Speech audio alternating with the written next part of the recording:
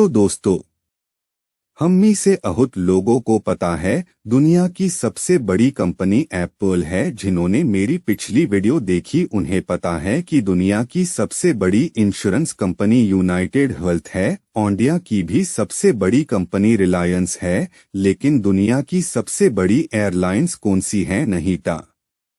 तो चलो छोटी सी हिंट देता हो, ये बिलोंग करती है यूएसए से। जिन्हें पता नहीं चला हो तो उन्हें बता दूं कि इसका नाम है डेल्टा एयरलाइंस। तो आज हम इसी डेल्टा एयरलाइंस की फाइनेंशियल समरी और फाइनेंशियल रेशियोज को देखने वेल है। चलिए शुरू करते हैं। पहले इसकी इनकम स्टेटमेंट, बैलेंस शीट और कैश फ्लो स्टेटमेंट की समरी देखते हैं। इस एयरलाइंस की कीमत करीबन 2 लाख करोड़ की है और इसने कंपनी ने 2021 में 2.5 लाख करोड़ का रेवेन्यू और उसमें से एक्सपेंसेस घटाने के बाद उसकी न्यूट इनकम 2300 करोड़ रुपए की न्यूट इनकम इसने जनरेट की है, जो काम टू है। लेकिन इसकी पीछे की वजह कोरोना टाइम। हाँ, अगर हम कंपनी के 2020 की न्यूट इनकम को 2021 से कंपेयर करें तो ये व्यापार कंपनी ने अपनी न्यूट इनकम 1 लाख करोड़ से बढ़ाई है। अब बात करते हैं इसकी बैलेंस शीट की। पिछले कुछ सालों से इसके एसेट्स लगातार बढ़ते जा रहे हैं, लेकिन 2020 में इसकी लायबिलिटीज में एक बड़ी उठवत आई है। इसकी वजह हम सब जानते है, लेकिन वही बात करें इसकी इक्विटी की ये भी 2020 में एकदम कम हो गई थी। लेकिन इसकी 2021 की इक्विटी 2020 की इक्विटी के मुकाबले 2 गुना से भी ज्यादा है। साथ में इसका ड्यूट भी तोधा कम हुआ है। Cash flow statement. इसके कैश फ्लोस थोड़े कॉम्प्लिकेट ही, लेकिन मैं इसे आपको सरल भाषा में समझा दूंगा।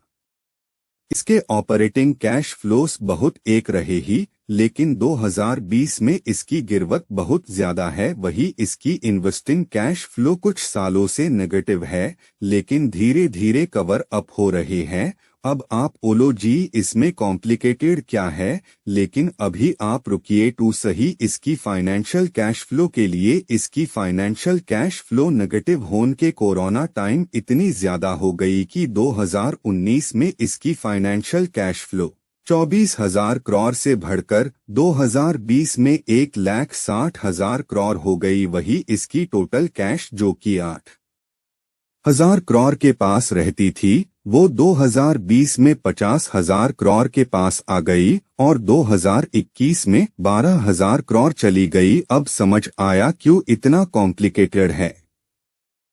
इसका माटला कंपनी ने कोरोना टाइम के बाद कवर अप किया है, लेकिन इसको अपने कैश फ्लो बढ़ाने हो गए। ये हो गई इसकी फाइनेंशियल समरी। अब इसके रेशियोज को देखते हैं। हमारी रिसर्च के अकॉर्डिंग हम इन्हें पिछले 12 महीनों के हिसाब से देखने के साथ पिछले 5 सालों के भी रेशियोज देखेंगे। हम सिर्फ इम्पोर्टेंट रेशियोज को देखेंगे, ना कि सारे रेशियोज। पहले 5 साल के रेशियोज देखते हैं।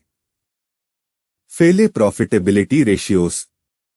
ऑपरेटिंग मार्जिन जो कि -3.59% का है, देखने में काम लग रहा हो, लेकिन ये अपनी इंडस्ट्री से 1.96% ज्यादा है। न्यूट इनकम मार्जिन ये भी 8.8 का है, जो कि अपनी इंडस्ट्री से 0.56% कम है। मैनेजमेंट की इफेक्टिवनेस। इसका रिटर्न ऑन इक्विटी -12.74% का, रिटर्न ऑन एसेट्स 0.13% का और साथ में रिटर्न ऑन इन्वेस्टमेंट 4.85% का है, जो कि तीनों अपनी इंडस्ट्री से काफी ज्यादा है। Growth ratios. इसके पिछले 5 सालों का ईपीएस ग्रोथ 39.84 का है, जो कि इसकी इंडस्ट्री से बहुत ज्यादा कम है। वही इसकी सेल्स भी -5.39 की रही ही, लेकिन ये इसकी इंडस्ट्री जितनी हाई है। आखिर में डिविडेंड यील्ड। शेयर्स के प्राइस के बढ़ने के साथ कंपनी अच्छा डिविडेंड पे करे। इसके अलावा इन्वेस्टर्स को क्या चाहिए, लेकिन ज्यादा डिविडेंड भी आचा नहीं है।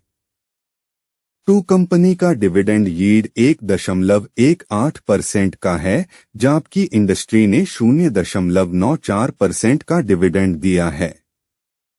अब इसके आखिर 12 महीनों के रेशियोज की बारी। इसमें सबसे पहले आते हैं वैल्यूएशन रेशियो।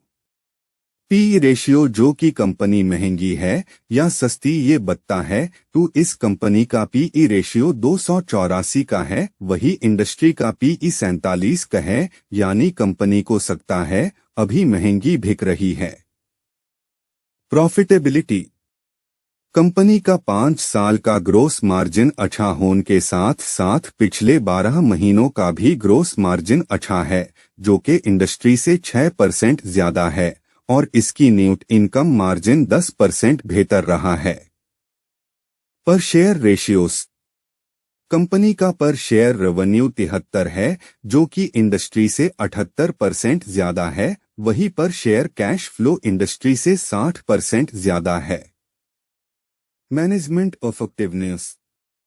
यहां भी कंपनी का return on equity, assets and invest तीनों हाई आचा है। Financial strength. कंपनी का इंटरेस्ट कवरेज 2.5 का है, जो कि एक बहुत हाई बढ़िया माना जाता है। एफिशिएंसी।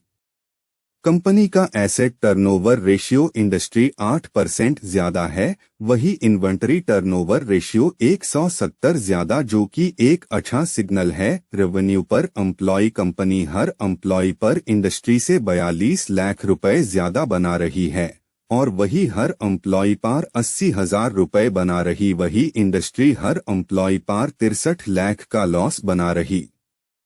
इसे साफ है कि कंपनी 12 महीनों में बहुत अच्छा परफॉर्म कर रही, वही कोरोना का इसकी इंडस्ट्री से ज्यादा इस कंपनी पर इफेक्ट है, और कंपनी की फाइनेंशियल समरी भी ठीक है।